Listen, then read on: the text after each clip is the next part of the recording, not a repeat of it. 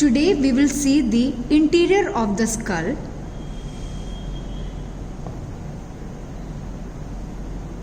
Let us look at the interior of the cranial vault.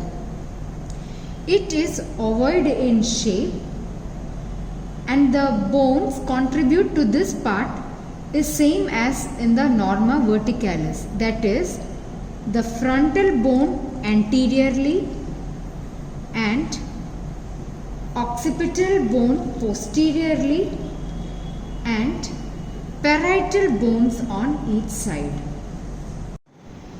Here we can see three sutures, that is the coronal suture,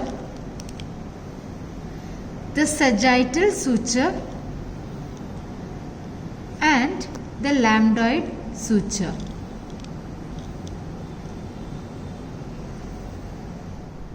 The features of the interior of the cranial vault, we can see here, this part is a frontal crest. It is a midline crest seen at the anterior part where falx cerebri is attached to it. Next we can see the sagittal sulcus. It is a antero-posterior groove in the median plane. It contains the superior sagittal sinus. Also, the falx cerebri is attached to its margins. So, this entire is the sagittal sulcus. Here we can see the bregma, which is the junction of the coronal suture and the sagittal suture.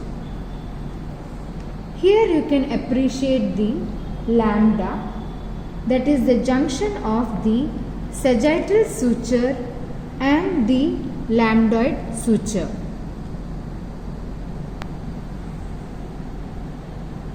Here you can see the groove for the meningeal vessels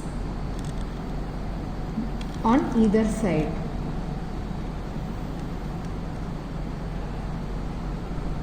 And also you can see some irregular depressions on each side of the sagittal sulcus, that is called as the granular foveolae.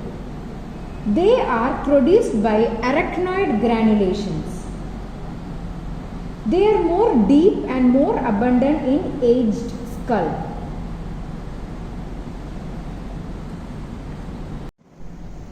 Now we will see the interior of the base of the skull.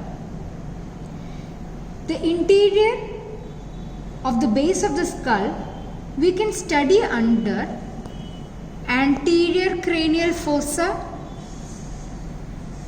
middle cranial fossa and posterior cranial fossa. Let us look at the anterior cranial fossa. The anterior cranial fossa is bounded anteriorly by the frontal bone, posteriorly by the posterior border of the lesser wing of the sphenoid, anterior clinoid process and anterior margin of the sulcus chiasmaticus. And the floor is formed by the cribriform plate of the ethmoid bone,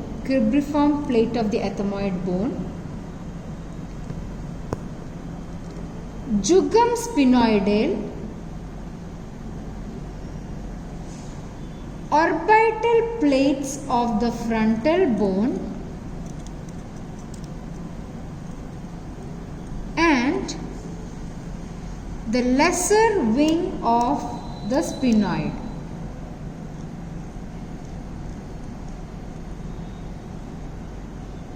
Now let us look at the features and the attachments in the anterior cranial fossa. Here you can see the frontal crest. This is the frontal crest. It is a median crest in the anterior wall of the fossa. It provides attachment to falx cerebri. Next we can see an upward tooth-like projection in the midline just behind the frontal crest. This structure here is called as the crista galli.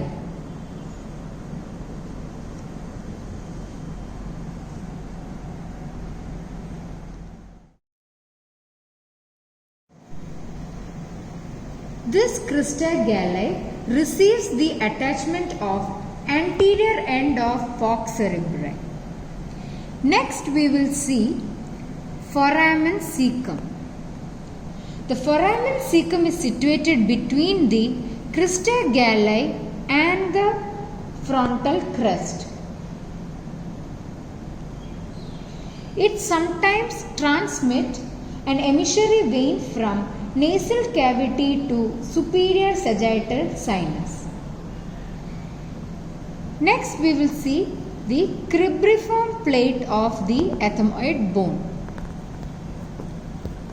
It is a sieve-like or perforated bony plate lying on each side of the crista galli.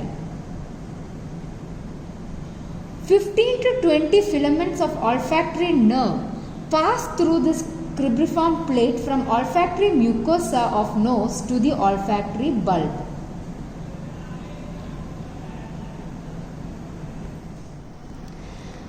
Now we will see the anterior ethmoidal canals.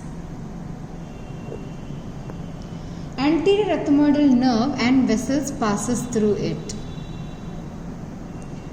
Also, posterior ethmoidal canal. It is present in the posterolateral corner of the cribriform plate. It transmits posterior ethmoidal vessels. Next we will see jugum sphenoidale. This jugum sphenoidale, posteriorly it is limited by the sulcus chiasmaticus. This jugum sphenoidale, it separates the anterior cranial fossa from the two sphenoidal sinuses. Now we will see the orbital plates of the frontal bone. As you can see the impressions for the cerebral gyri. It supports the orbital surface of the frontal lobe of the cerebrum. Posteriorly, it meets with the anterior margin of the lesser wing of the sphenoid. Now let us look at the lesser wings of the sphenoid. The posterior margin of the lesser wing is related to sphenoparietal sinus and the lateral sulcus of cerebral hemisphere. This posterior border of the lesser wing ends medially into the anterior clinoid process, which receives the attachment of free margin of tentorium cerebelli.